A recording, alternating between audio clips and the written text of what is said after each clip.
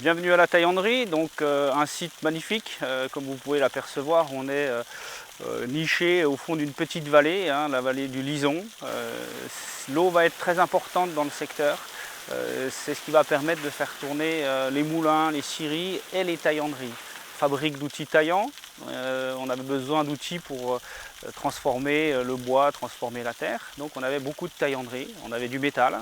À Rochejean par exemple, on avait des mines un petit peu partout et donc une grande industrie au fil de l'eau qu'on peut retrouver sur l'Alou avec les clouteries, les tréfileries qui donneront lieu à l'arrivée de Rivex et puis d'Alstom.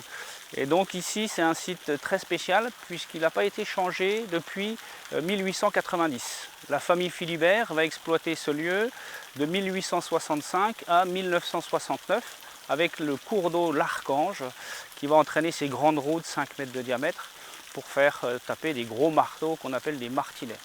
La spécialité c'était la lame de faux et ils vont vendre ces outils un peu partout en France, en Suisse et en Afrique du Nord.